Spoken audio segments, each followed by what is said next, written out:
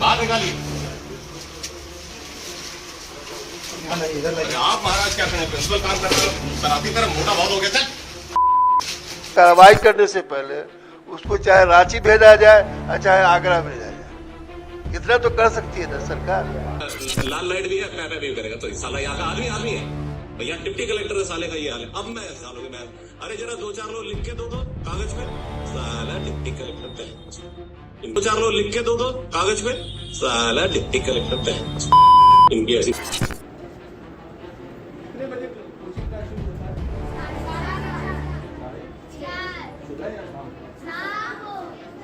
बिहार में इस समय एक चेहरा आपको लगातार चर्चा में देखने को मिल रहा होगा और वो चेहरा के पाठक का है। के पाठक को लेकर के जो है इस समय सवाल उठने शुरू हो गए हैं और विपक्ष ने भी मोर्चा खोल दिया है। विपक्ष ये कह रहा है कि आखिरकार ये अधिकारी गालीबाज है। ये अधिकारी अगर इस तरीके के व्यवहार को अपनाकर अपना कार्य अंजाम देने की कोशिश कर रहा है तो इसकी इजाज़त उसे नहीं होनी चाहिए, क्योंकि अगर आप ही गाली दे रहे हैं, अपर मुख्य सचिव हैं आप शिक्षा विभाग के, उसके बावजूद भी अगर आपकी भाषा शैली ये है तो आपके ऊपर प्रश्न चिन्ह खड़े होंगे, आपसे सवाल पूछे जाएंगे। और आज इसी रिपोर्ट पर हम विस्तार से चर्चा करेंगे दर्शकों, एक एक करके पूरा मामला, पूरा जो मुद्दा आपको मैं समझाता हूँ। लेकिन उससे पहले आप के पाठक के ये कारनामे को देखिए एक बार इस रिपोर्ट।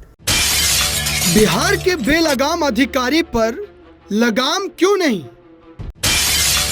के पाठक की ये भाषा आखिर किसके बदौलत है? बिहार का शिक्षा अधिकारी आखिर गालीबाज क्यों? किसी को यहाँ साला ट्रैफिक में खड़ा होकर पे हॉर्न बजाएगा, देखे नहीं हो क्या तुम लोग? बेली रोड पे साला लाल लाइट भी है, पे भी करेगा तो साला यहाँ का आदमी है भैया। डिप्टी कलेक्टर साले का ये हाल है। अब मैं सालों के मैं अरे जरा 2-4 लोग लिख के दो कागज पे, साला डिप्टी कलेक्टर इनकी ऐसी तरीका। कल जरा भेजो इसको मेरे को। मैं देखा दर्शकों इस कारनामे को। अब इसको लेकर के आपको एक बात ये भी समझनी चाहिए कि ये जो के पाठक का कारनामा आपने देखा है, इसको लेकर के सत्ता पक्ष को कोई मलाल नहीं है। सत्ता पक्ष तो ये कह रहा है कि भाई वो तो अपना काम कर रहे हैं, वो तो शिक्षा व्यवस्था जो बिहार की बिगड़ चुकी है, जो बिहार की शिक्षा व्यवस्था कहीं ना कहीं बदहाल है, उसको बदलने का काम कर रहे हैं। चलिए मान लेते हैं कि वो बदलने का काम कर रहे हैं, बदहाल है शिक्षा व्यवस्था, बुरी तरीके से बद से बदतर हो चुकी है, तो इसका जिम्मेदार कौन है? इसको लेकर के सवाल किससे पूछे जाएंगे?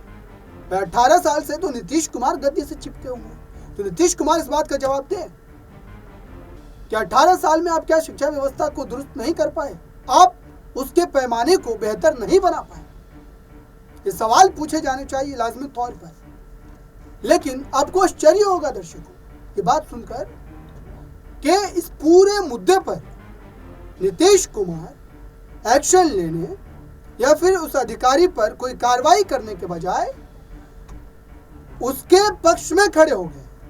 उसको लेकर के वो कसीदे पढ़े जा रहे हैं सदन के भीतर खड़े होकर, और ये कह रहे हैं कि विपक्ष को तो पढ़ाई लिखाई से कोई लेना देना ही नहीं है, इसलिए विपक्ष इस पर सवाल खड़े कर रहे हैं।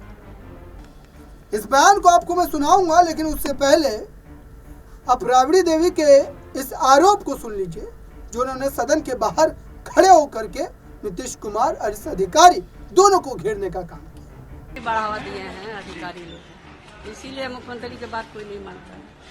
वो अपना काम लोग करता है, अधिकारी लोग अपना मन से काम करते हैं। क्या लगता है बिहार में अफसरशाही हावी है? अफसरशाही है, गुंडा राज है, गुंडा राज आ गया है। आपके समय मैडम शिक्षा मंत्री भी थे, उस समय भी बात नहीं मानी जाती थी के पाठक के द्वारा। क्या लगता है कि अब मुख्यमंत्री जी को लग रहा है कि उन्होंने गलती की बढ़ावा देकर? अब वही बताएंगे गलती की है कि क्या किए। अब मुख्यमंत्री से पूछो लो क्या किए नहीं किए। अधिकारी मनमाना कर। तो आपने सुना दर्शकों, अब आइए आपको नीतीश कुमार को भी सुनवाते हैं। और नीतीश कुमार को सुनवाने से पहले आप एक रिपोर्ट देखिए अपने स्क्रीन पर जो मैं आपको दिखा रहा हूं। बिहार सरकार के शिक्षा विभाग ने टाइमिंग को लेकर के एक लेटर जारी किया, लेकिन उससे पहले जो टाइमिंग चल रही थी, जो शेड्यूल चल रहा था स्कूल के खुलने का बंद होने का, वो के पाठक चला रहे थे। और उसके बाद नीतीश कुमार ने अचानक से इसको बदला। अब ऐसे में सवाल ये है कि आखिरकार ये जो स्थिति पैदा हुई है, इसको लेकर के अब कब नीतीश कुमार जागेंगे, कब इस पर एक्शन लेंगे? नीतीश कुमार को सुनिए एक बार। कल मैंने कह दिया था वो लागू हो गया है। सुनो, अरे जानोगे, अरे सुनिए भाई, अरे सुनिए, माननीय मुख्यमंत्री बोल रहे हैं, हल्ला करिएगा खाली कि सुनिएगा, पूरी बात सुनिए। हल्ला करिएगा कि खाली सुनिएगा। कल ही हमने कह दिया है, आप जान लीजिए जो होगा 10 बजे से लेकर के 4 बजे तक के लिए। और शिक्षकों, सुनो, आप नहीं जानते हैं शिक्षकों को, अरे सुनिए भाई, नहीं सुनिएगा तो नहीं बोले। अरे आप तक पढ़े नहीं हैं, सुना करिए ना, आप जानते हैं ना। सुनिए, हम कह रहे हैं, ध्यान सुन लीजिए। कल ही हमने कह दिया है पढ़ाई का तो 10 से 4, लेकिन टीचर्स को, जो बच्चे 10 बजे से पढ़ेंगे तो टीचर को 15 मिनट पहले आ जाना चाहिए, यही तरीका है। अरे क्या बात करते हैं, 10 बजे लड़का आकर के बैठेगा और वो 10 मिनट पहले नहीं आएगा। टीचर भी 15 मिनट पहले आ जाएगा ताकि बच्चों की पढ़ाई 10 बजे से और 4 बजे तक पढ़ाई पूरी हो जाएगी, तो वो 15 मिनट के बाद चला जाएगा। यही तो आपने सुना दर्शकों, और ये मात्र नीतीश कुमार नहीं है, बल्कि और कई ऐसे लीडर हैं, और कई ऐसे लीडर हैं जो उनके तारीफों में खड़े हो चुके हैं। लेकिन मैं आपको वो भी बयान सुनवा दूं जो विपक्ष ने जो है सदन के पटल पर गंभीरता से उठाया, और ये कहा है गुलाम गौस ने, सदन के भीतर कहा है उन्होंने, नीतीश कुमार के आंखों में आंखें डाल करके कहा है कि ये जो अधिकारी है, जो गाली बकता है, ये जो अधिकारी है, जो गालीबाज है, इस पर नीतीश कुमार की मेहरबानी क्यों है? नीतीश कुमार इस पर एक्शन क्यों नहीं लेते?